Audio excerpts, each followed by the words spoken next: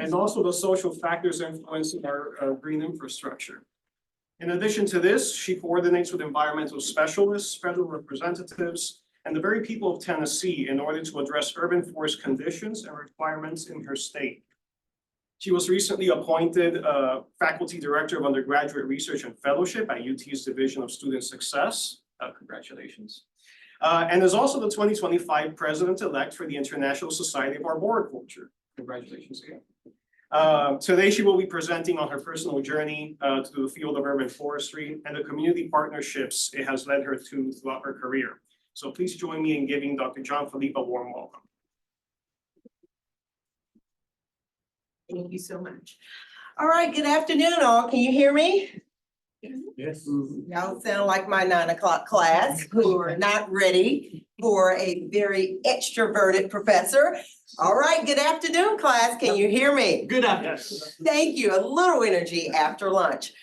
Thank you for that warm introduction, and thank you for the invite to speak at your seminar series. I am Sharon Jean-Philippe, and I would like to talk to you about my journey into urban forestry, which I think for a whole host of people that come into urban forestry, that's not the first thing they think about when they come to school at the end of the day. So let's talk about branching out and going out on a limb, especially since I'm teaching tree climbing in a couple days. So let's get going.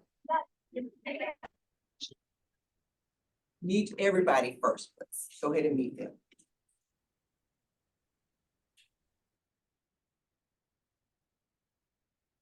You all muted?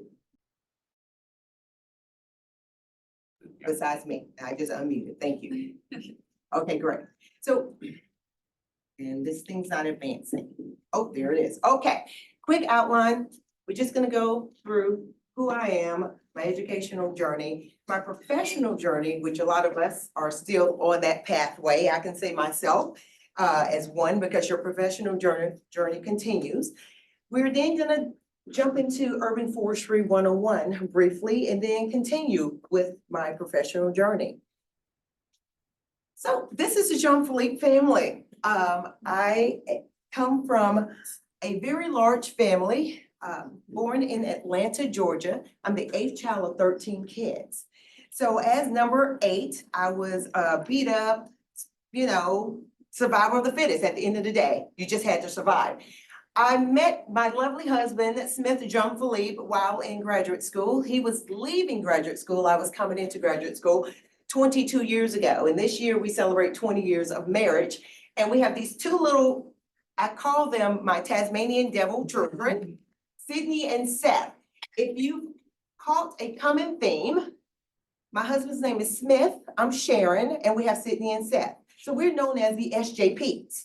So this is the SJP family. That's all you would hear about them. Great. So where did my educational journey kind of begin? Well, again, I said I was the 8th child, thank you so much, of 13 kids. And at the end of the day, my father gave us 3 choices, but after you chose, the last part of that was you will leave my house. So either it was, you're going to the military, you'll leave my house. You're going to go get a job, you'll leave my house. Or you can go to school, but at the end of the day, you will leave my house. And so I chose number 3 to go to Tennessee State University, which was 4 hours away from my family to where they had to call before they came, but still close enough if anything were to happen, they could get to me. Tennessee State, I studied biology there. And it was the second year, sophomore, I had the opportunity to do undergraduate research. And I'm saying this out loud to everybody, undergraduate research changed my life. And when I say it changed my life, you will see how it changed my life. At Tennessee State, my undergraduate research experience was at the University of Tennessee in the botany department studying with Dr. Edward Schilling. And Dr. Edward Schilling was a Phoebanthus helianthus person. Any botanists know what helianthus? Thank you. True and false sunflowers. So I was in his lab as a 19-year-old woman studying true and false sunflowers, to the point where he showed me how to do DNA sequencing, PCR. I mean, all this cool stuff this 19-year-old's learning for 9 weeks. At the end of that 9-week undergraduate research experience, he looked at me and said, I have an opportunity for you. How about in 2 years, once you finish your bachelor's degree from Tennessee State University, how about you come back here and get your master's in botany? I will pay your way and pay for you. I looked at him and said, okay, sure. Which that's exactly what happened. I came back to the University of Tennessee in 2002 to do my master's, not on Phoebanthes and Helianthus. Actually, I was still in botany, but I did mycology, looking at the medicinal properties of edible fungi in the genus Pleurotus. Had a great time. And during that experience, got another opportunity. The thread's gonna be opportunity. Got another opportunity to go to Vanderbilt to do a bridge program from your master's to your PhD. So after I finished my master's in botany with the emphasis in mycology, I drifted to Vanderbilt University to start my PhD. Y'all are looking up there like, hold on, there's no PhD in Vanderbilt. Let's talk about why. So Vanderbilt has an interdisciplinary PhD program in biomedical sciences, where you're afforded the opportunity to rotate. Thank you, Lord, you can rotate. So you do 3 rotations. My first rotation was in pharmacology. Hated it. Sorry, you're just in the lab all day long, testing out potential drugs on cells. Not fun. I transitioned 6 weeks from that lab to another lab, which was a physiology metabolism lab, working on diabetes with dogs, specifically beagle. Now that beagle, after doggy surgery, not once, but twice, guess who passes out in doggy surgery twice over? Me. I figured out, this is probably not my track in life. So let me head down to cancer biology, loved it.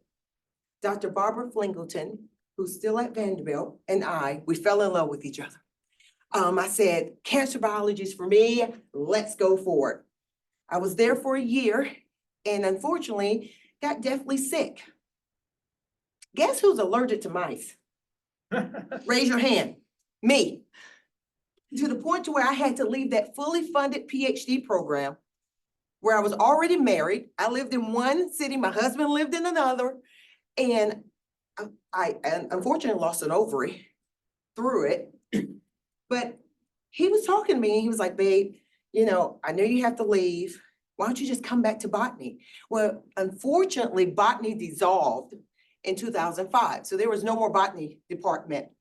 And then out of the blue, he said, how about trees? I said, wow, trees don't piss on you, they don't run from you, and they definitely don't bite you.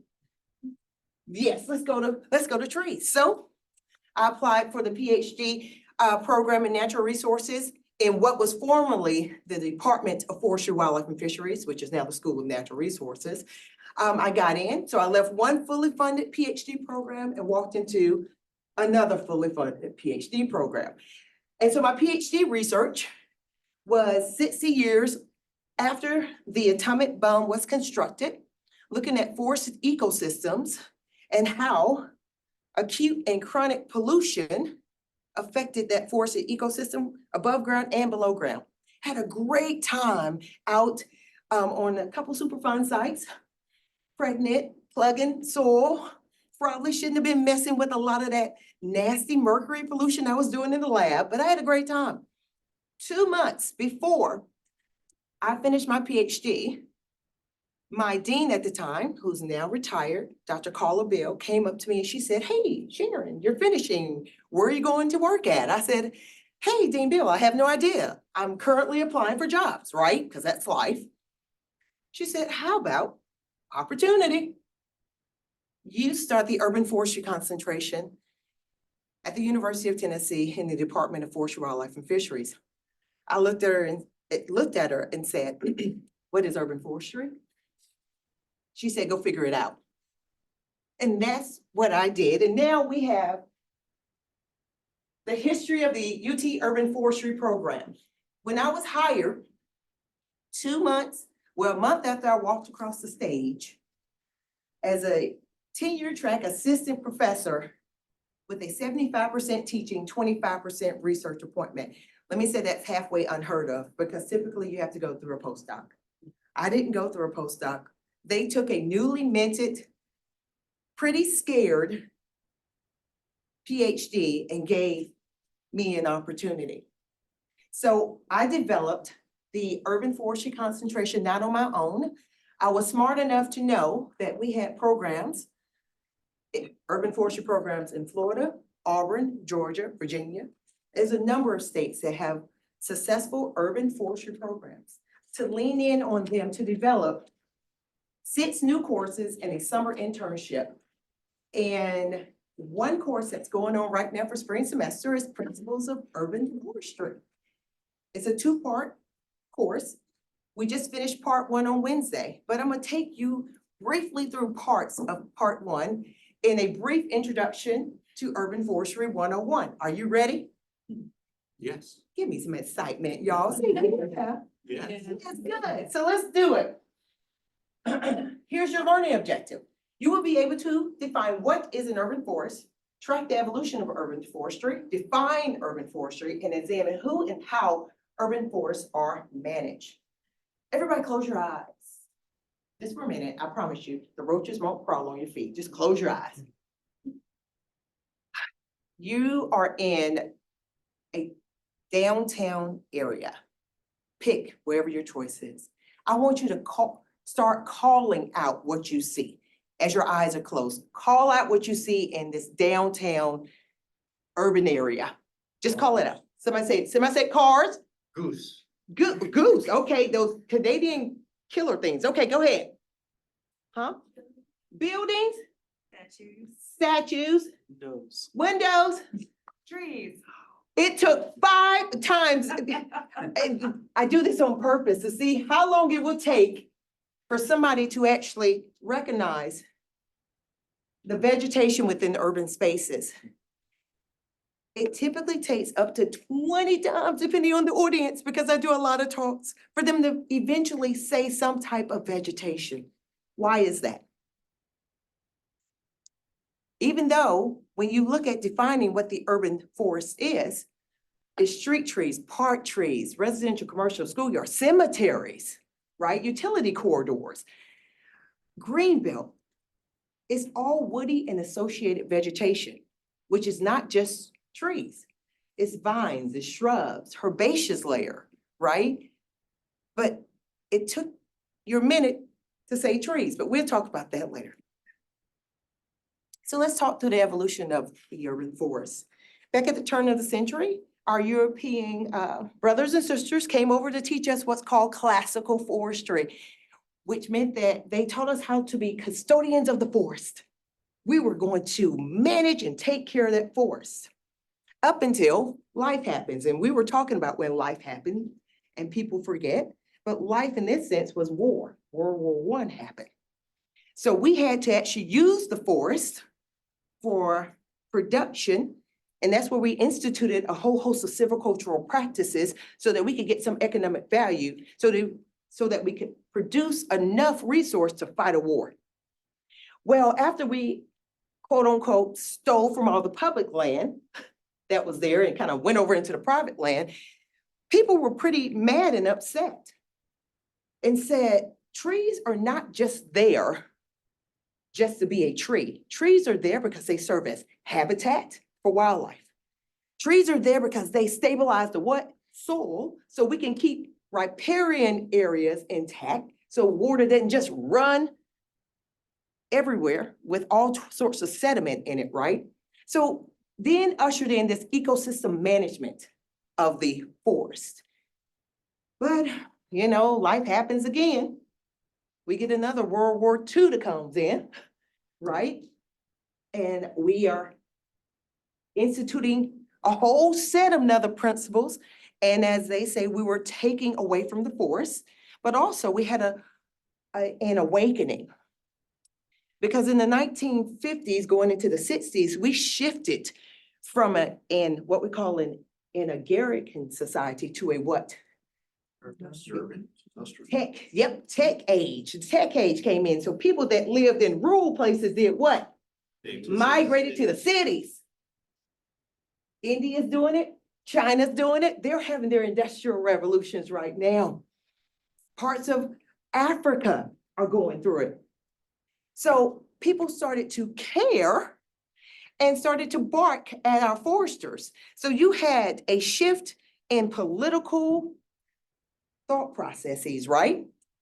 And you follow the money.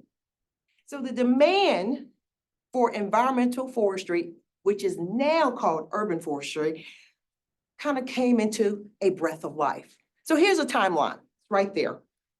I want you to pay specific attention more to this 1967. And presidential wives always get some type of, they have a mission or a stance that they want to believe in. I think Michelle Obama's was what? Fitness school. It was fitness and lunches at the school, right? A lot of people weren't happy about them lunches at the school, but it was lunches at the school. Well, Lyndon B. Johnson's wife, Mrs. Johnson, her mission was Citizens Committee on Recreation and Natural Beauty. That was her mark. Her mark was basically built on within urban places and spaces at that time, there was a lot of urban blight going on.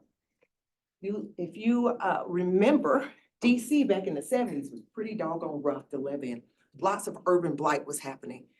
And we knew this already, but sometimes we don't remember. Where people live and how they live affects how they behave.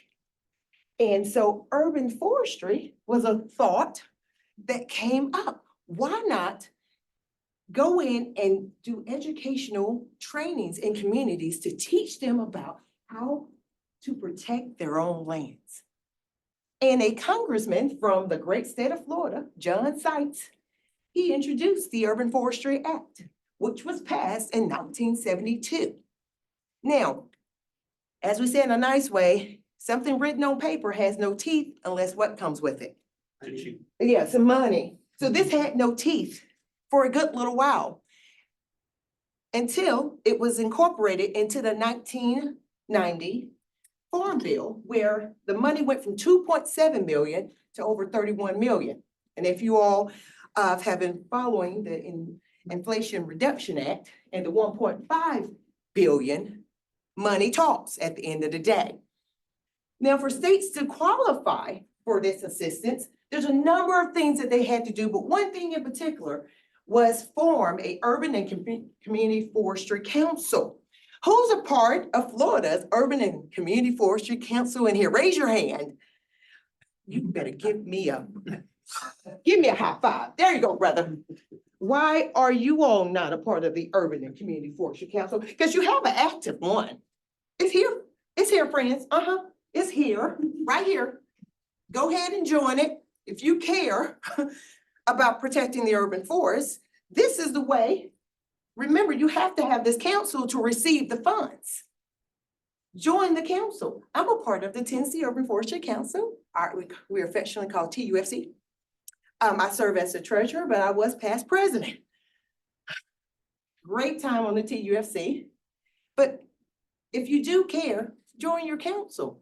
This is where you will find a lot of information about how to protect your urban forest, hopefully at a community level, right? In conjunction with your state forest, because that's how it works in the state of Tennessee. So what is urban forestry then? So we've defined what an urban forest is. What is urban forestry? It's a specialized discipline in forestry, right? Looking at the cultivation and management of trees for the present and potential contribution for who, people? Who? No, us, because we live in the urban environment.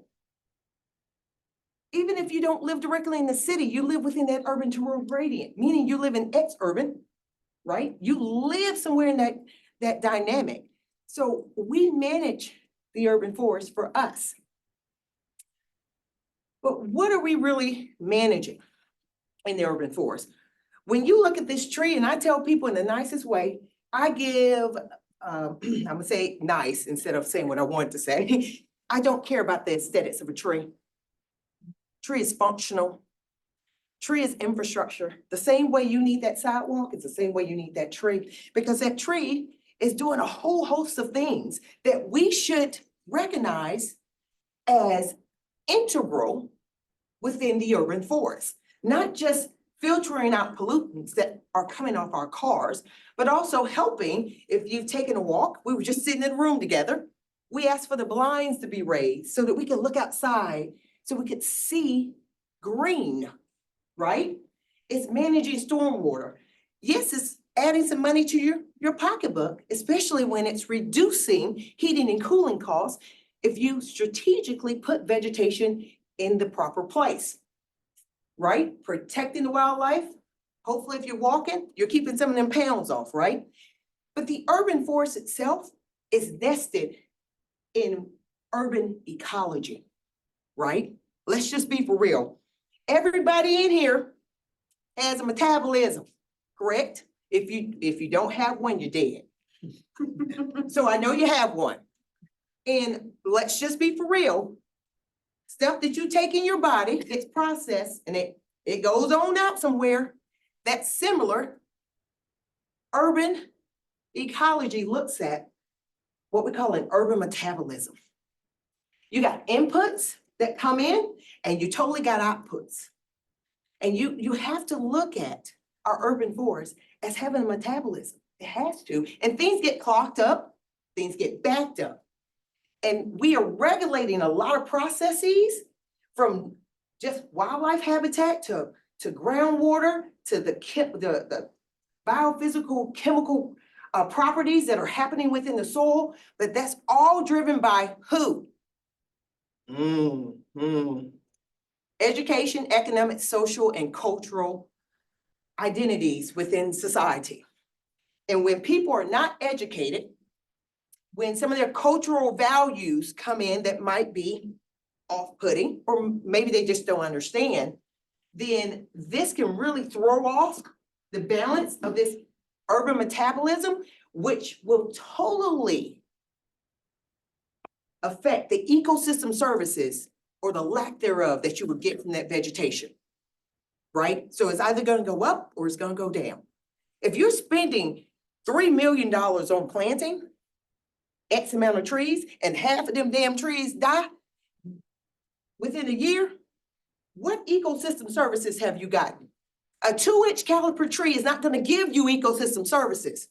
Sorry, but a tree that's been in the ground for 30 years, that's 30-inch DBH with a beautiful canopy spread of X amount to chelate and sequester all sorts of things. Those are the ecosystem services we're looking for. So that was the first part, real brief to the point of Intro to Urban Forestry 101. Part 2, which starts on Monday, because you're all in my class, you will be there.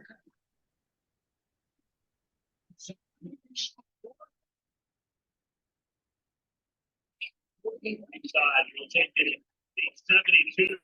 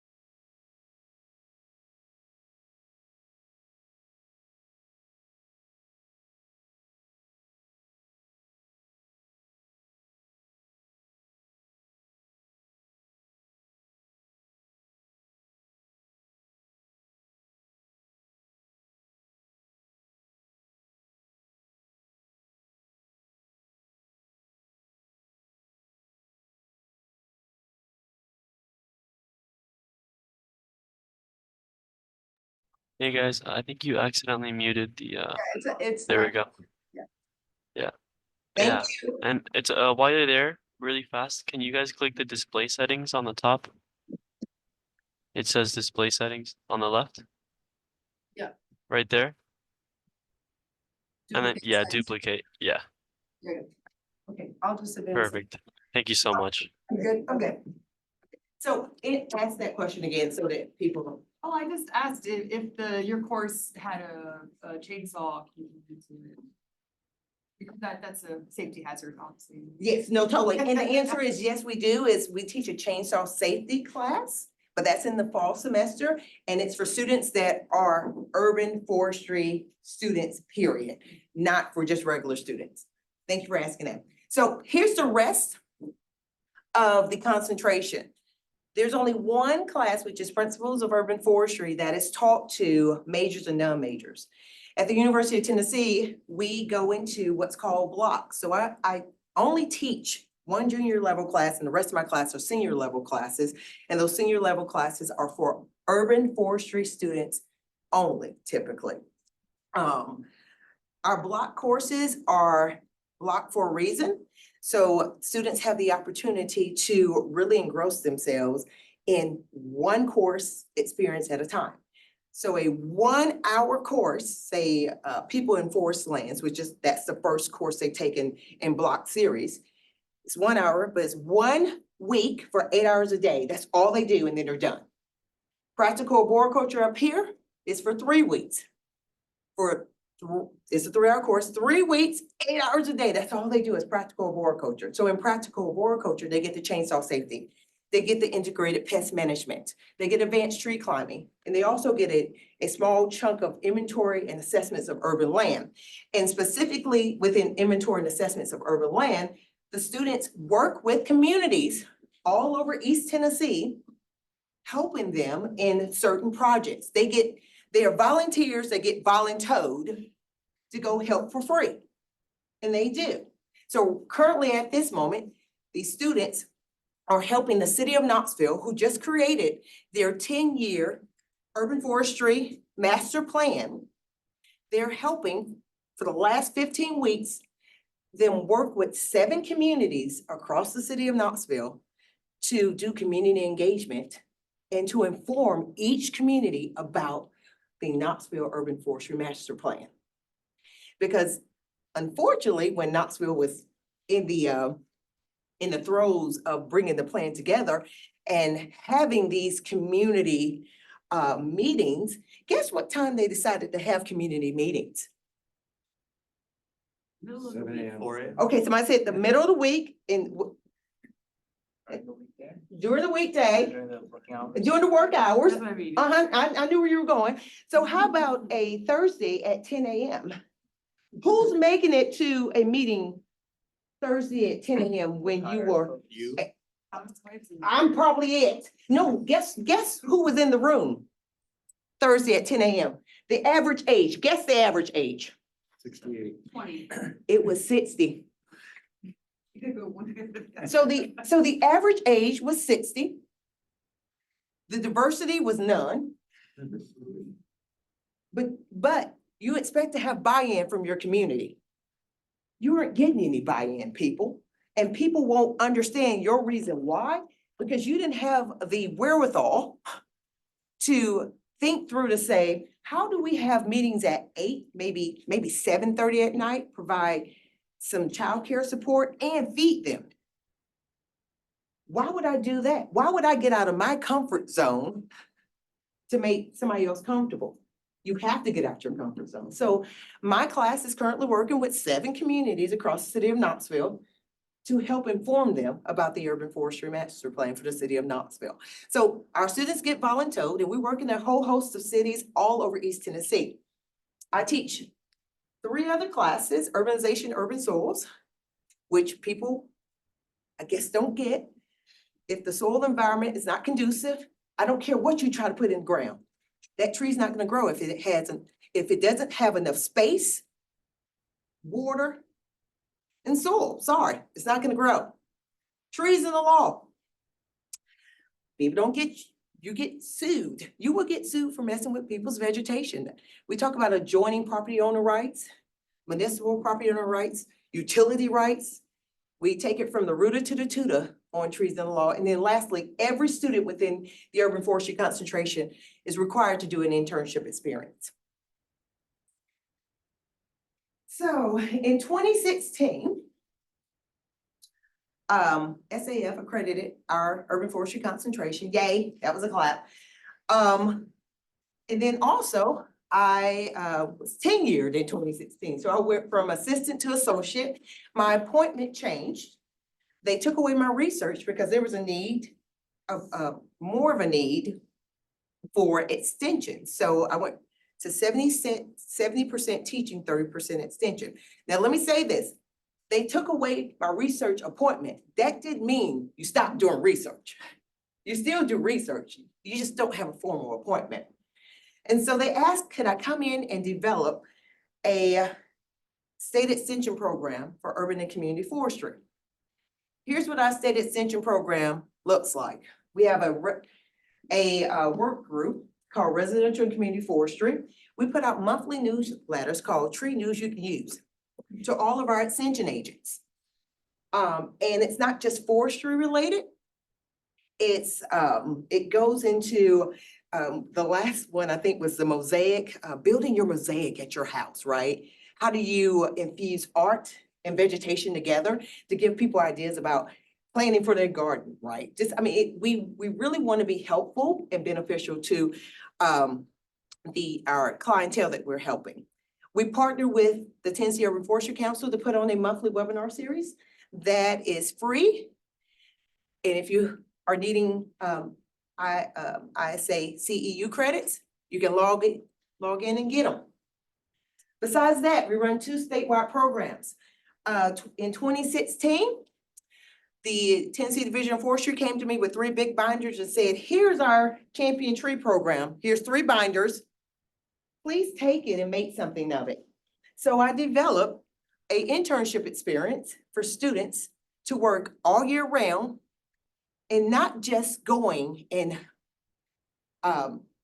inventorying new nominations. They run the website, they do the outreach, all the community engagement.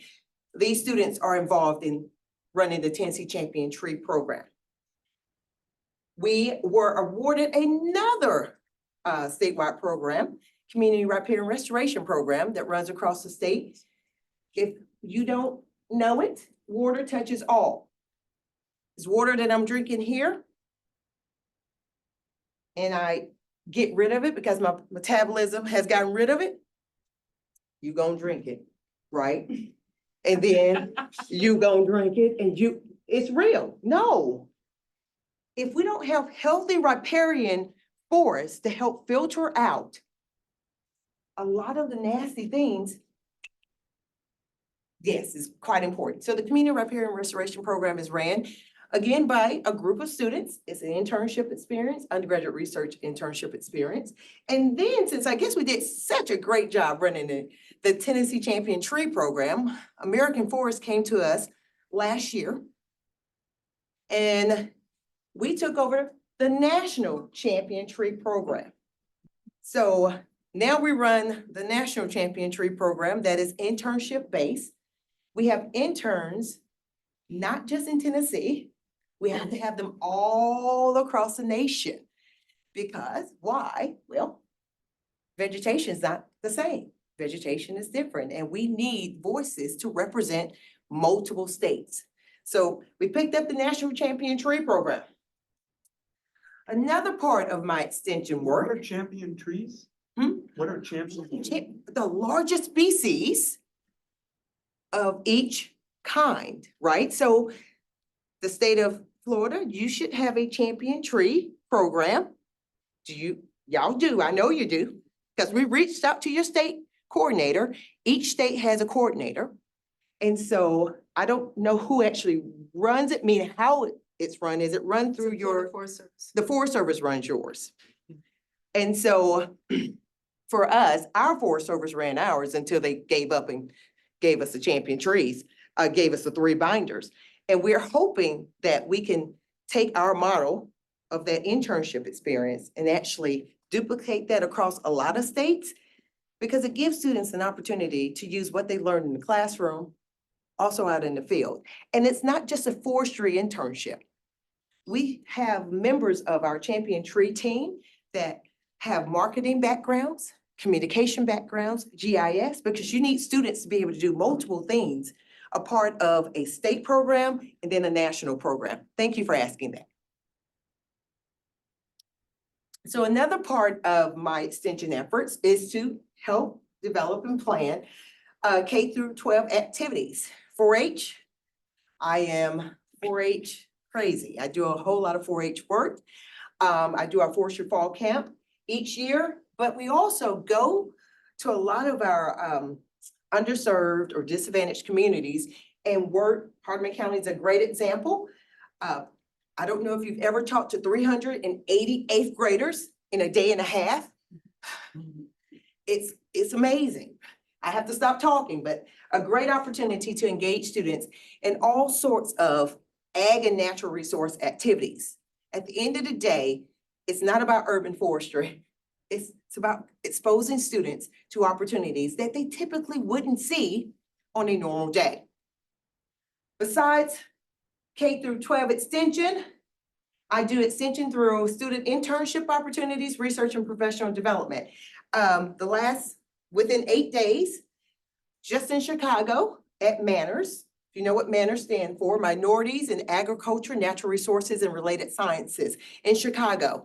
From Wednesday to Sunday, I was in Chicago with 10 great babies at our Manners 38th conference.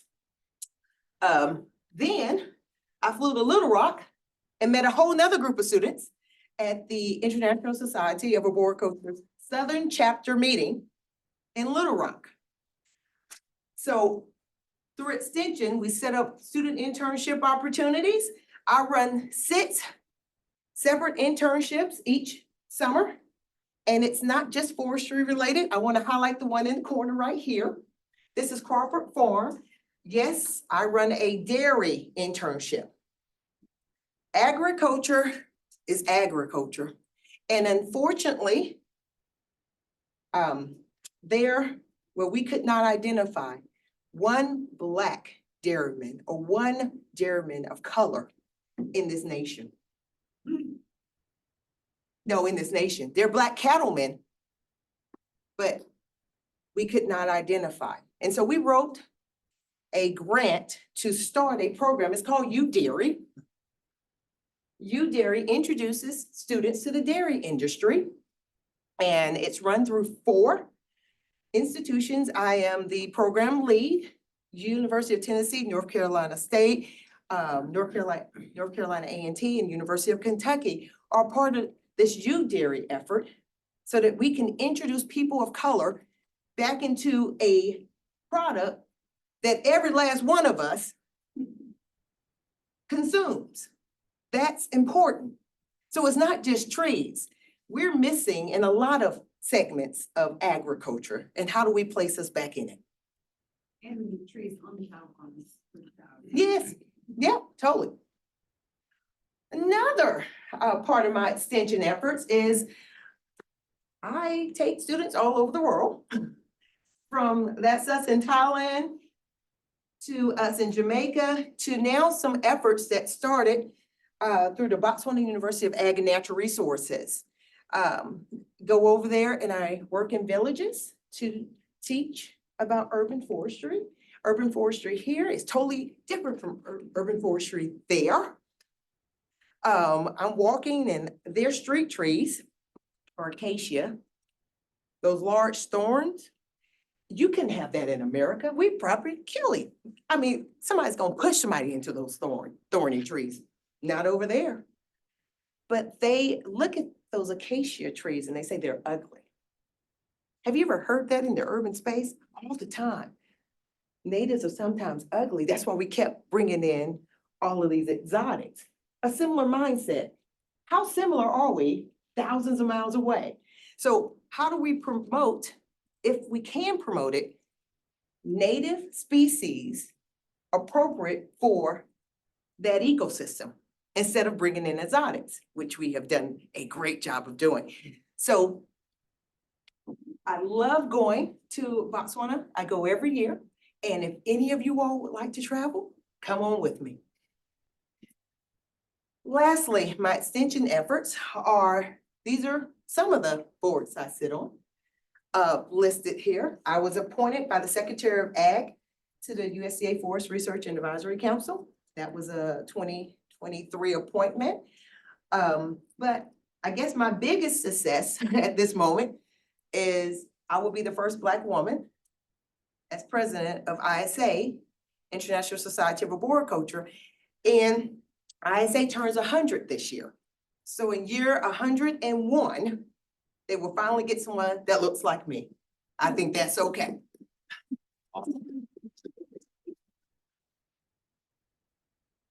Now, my journey continues.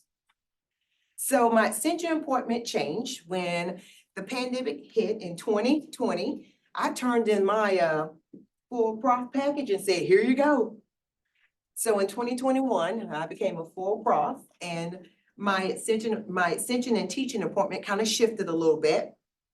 And in 2023, my appointment changed again to 20% teaching, 30% extension, because now I serve as the faculty director for undergraduate research and fellowships for the University of Tennessee. That's 50% of my time, which affords me the opportunity to share how I develop opportunities for students with faculty across the university so that they can do the same thing. I'm excited to have this new appointment, but please believe I am 100% teaching, 100% extension, and 100% this job. It is not separated into 20, 30, and 50, trust you me. So let's shift and get into the last part about emerging opportunities in urban forestry, which I think everybody in here is should be super excited and wanting to be a part of this wave of transitioning. Well, let's go. Oh yeah, now y'all saw the answer. Did y'all see the answer? Great. Okay, good.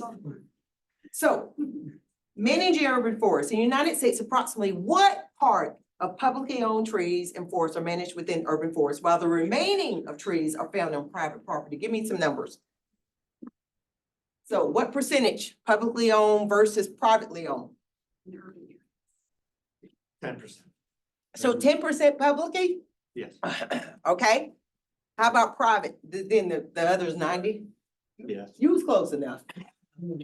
Okay, 15 and 85. Which means, people, when you got 85% of your trees found on private property, let's keep shifting. When you got 85% of your trees found on private property, what's that mean? Urban forestry is people facing. That means that we have to be engrossed in this new term or new discipline called human dimensions, meaning managing vegetation within urban spaces is only 10% of your time, and the other 90% is managing people. Because 85% is privately owned. You have to be willing to go to the people. When this concept of social needs and values has always been around, and Appleyard years ago, this is 46 years ago, went into the urban environment and said, plants give sensory, instrumental, and symbolic. Oh, that's so great. Which still resonates today. But one thing that we've found, especially since COVID, there's intrinsic benefits, but the human well-being, sense of community, and something called environmental justice has spun up as part of the social needs and values.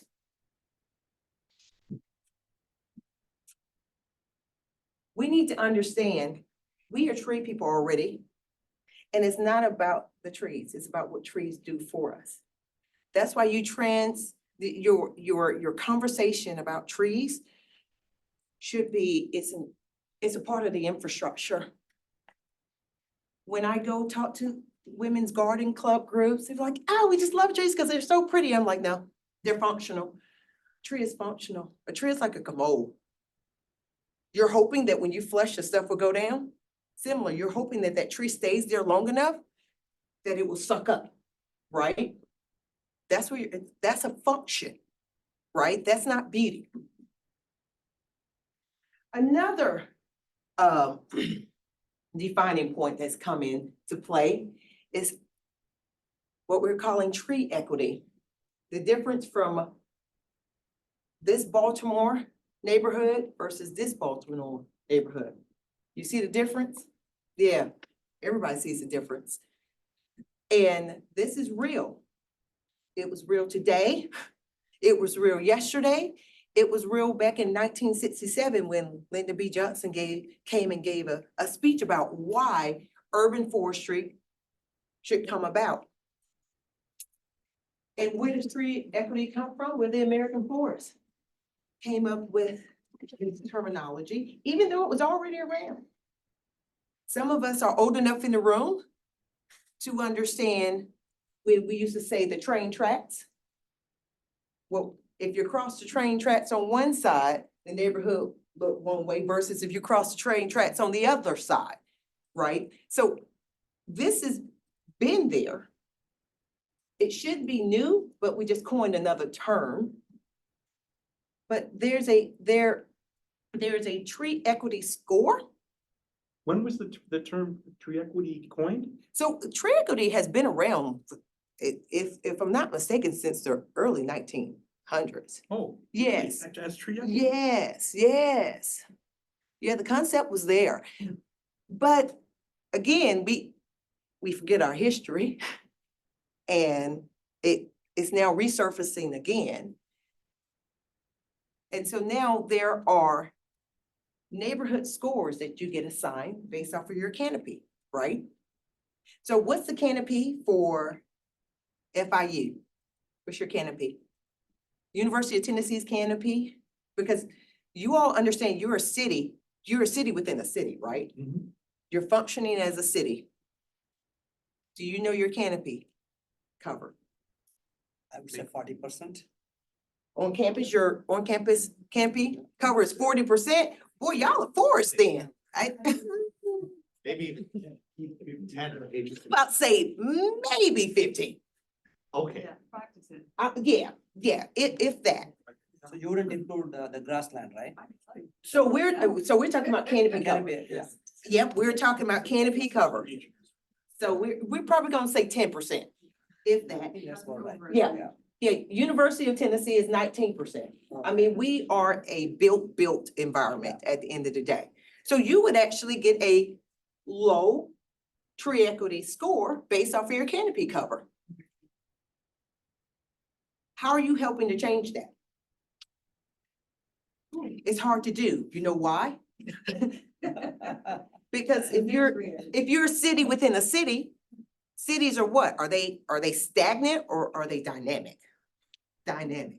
They're always changing. A building's always going up and a building's always coming down. And vegetation, is it a forethought or afterthought? It's afterthought. Always an afterthought, right?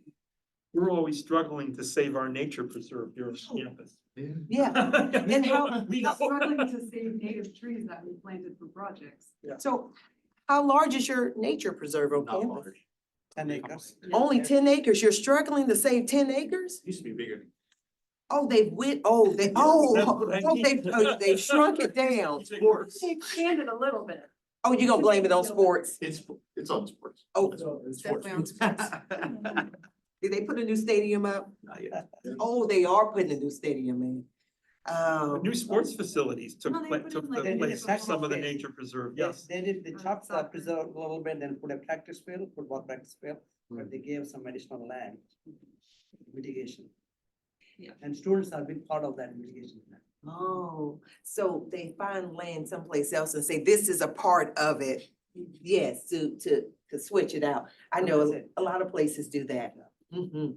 So how is tree equity measured? We already just said, it's unfortunately it's correlated with your urban tree canopy assessment. And it helps to estimate a number of things that I thought we were trying to mitigate through ecosystem services if you have enough vegetation there to do it. Meaning if the vegetation is just not put in the ground. I love when people say we're gonna plant trees. I hate that. I absolutely hate that.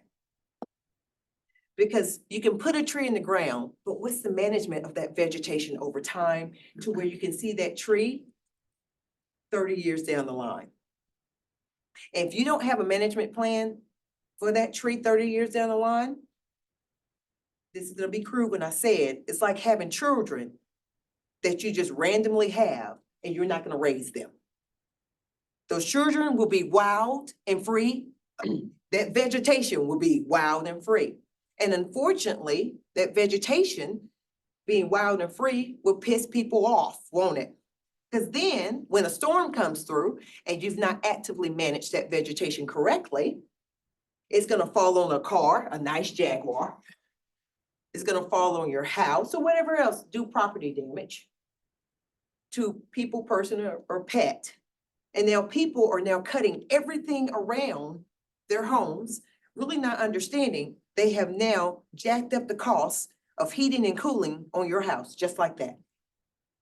Now, you've taken out what the earth already knew to mitigate stormwater issues, which is vegetation. And we put in these false retention areas and say, this is now gonna replicate the forest. It's not. It's not gonna replicate. Sorry. So just like back in the 1990s when 2.7 million went to 31 million, this was following COVID. The Inflation Reduction Act gave a lot of money to help mitigate and remediate negative impacts of human and environmental issues, right? And specifically more in our disadvantaged and underserved communities. I think the city, Miami, how much money did you all receive? The county, I think. Oh, the county, or did Got you, 8 to 10 million. you got 8 to 10 million. City of Miami, I think got. That's awesome. Did FIU, did any faculty here put in for proposals and get funded? And then there's the urban canopy, tree canopy cover project. Okay, so some faculty members put in and got funded.